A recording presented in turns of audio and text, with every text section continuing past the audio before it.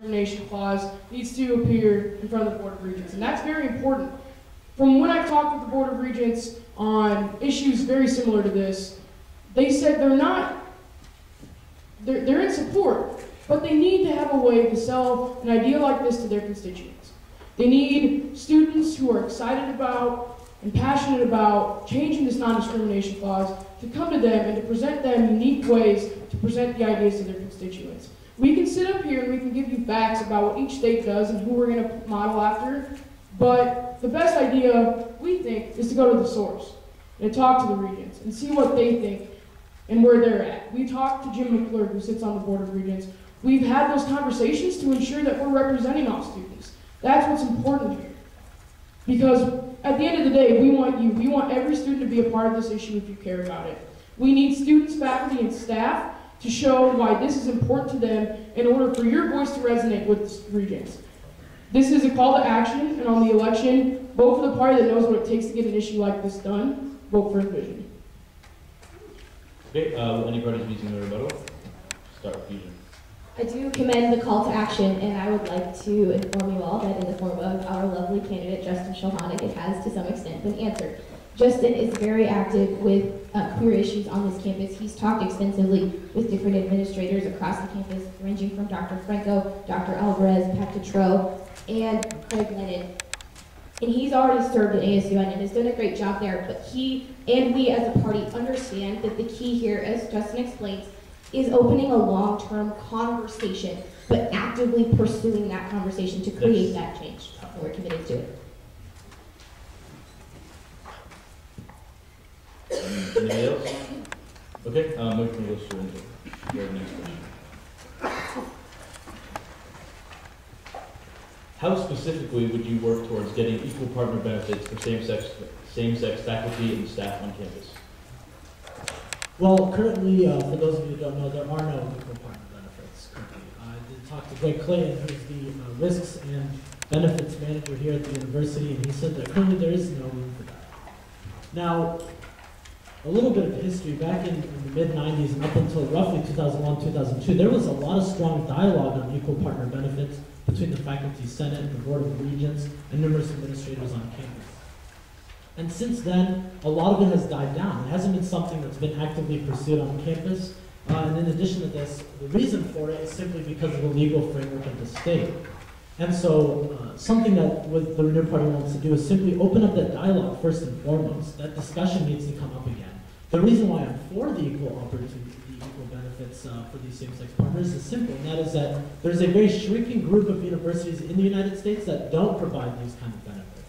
And I believe that if the university is serious about becoming more diversified, not just in issues of race and ethnicity, but also in gender expression and same-sex couples, then we ought to accept these types of benefits to these couples, or in civil unions and whatnot. In addition to this, I think it's important that we work then with the Board of Regents, which is something Corey would be able to do, to then reopen that discussion amongst them, because they ultimately have the final say. And by making this wording and initializing these policies, we can then offer these equal benefits to these civil unions that are not receiving these benefits currently.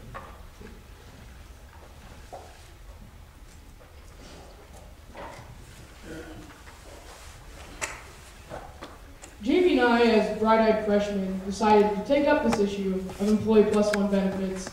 We served in FCLA, and the Speaker of the Senate then, Greg Gifford, came to us and asked us to help him research and pass a resolution to the Senate advocating for Employee Plus One benefits, and we did just that. The resolution passed, and that's when I had my first interaction with Regent Jim McClure. I remember stepping into his office. I was terrified. And we talked about this issue specifically. And that's when he brought up the point to me that this is great. I realize the impact that it makes on the students, on the faculty, on the graduates. But again, I have to sell this to my constituents. I can't use it as a recruitment tool for faculty, because my constituents will be wondering, are we only recruiting people who need to use this service? We need to develop, as a student body, unique ways to advertise this and to promote this to the regents, to the board. I'm committed to doing that, and I've already taken the proactive steps in doing so. If you want action on an issue like this, vote Envision. We're there. We've been doing it since we were freshmen, And it was quite the experience then, and we're still excited about it now. So if this is an issue that resonates with you, that you want to see done come this next year, a vote for Envision is definitely let it go. Thank you. I think the situation has been pretty clearly outlined. Obviously, we aren't a university that offers partner plus one benefits, and that's really unfortunate. And I think everybody up here can agree with that. That said, you know, I wish I could tell you that I'm going to run into the Board of Regents and like magically persuade the conservative state of Nebraska. Not that that's a bad thing, but the state of Nebraska, who has traditionally, it's factual. We have a constitutional amendment against gay marriage. This is the context in which we're fighting against something like this. This isn't something that I can promise you and put my name on it and feel comfortable that I'll be able to achieve within the next year. And because of that, I'm not going to say that this is something that Fusion will be able to pull off. However, that said, this is something that takes active pursuing. You have to pursue the conversation. You have to be actively involved in talking to the people who are involved in the Board of Regents and changing minds on campus. And while I definitely commend the efforts of Jamie Dick and Justin Solomon in putting together the report on Partner Plus One benefits, which was extremely informative, I read it. It takes more than just passing a resolution within ASUN to create real change on a campus. And in order to do that, as they said, we have to get students involved. We have to create a real movement to do that. And ASUN's influencing power is one of the mechanisms through which that can be accomplished. And as a party, we will definitely utilize that, and also the power of the student body. Anyone rebuttal? Yeah, I'd like to bring up that one of the issues that the other parties are not addressing is that with the presidential candidate of it, or the president of ASUN, you do have the relationship with the Board of Regents.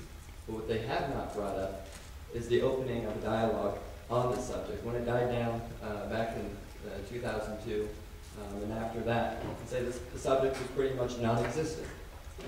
I, who am from Nebraska, and from a conservative part of Nebraska, can understand the reason why the Board of Regents are hesitant about constituents, and so I can have better relationships with them.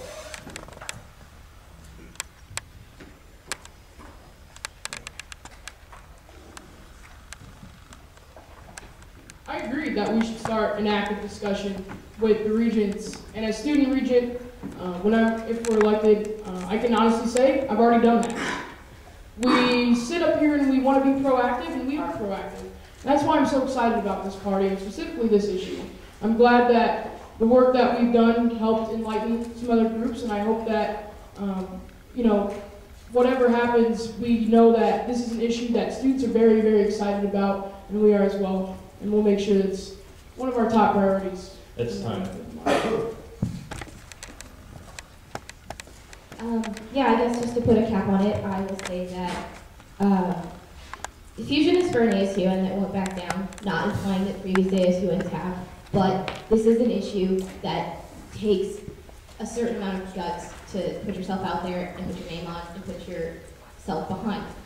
That said, we want to work with the Board of Regents for you as a member of a queer community, so we can have these benefits for faculty, students, and staff, because honestly, cost may be an issue with passing it in the Board of Regents, but you can't put a price on equal treatment.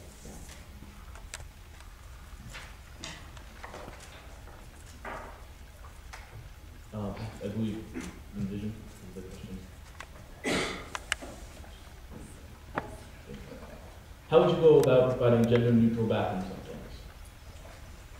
Well, first of all, the Human Rights Campaign recently released statistics that anywhere from 0.25 to 1% of the U.S. population is transgender.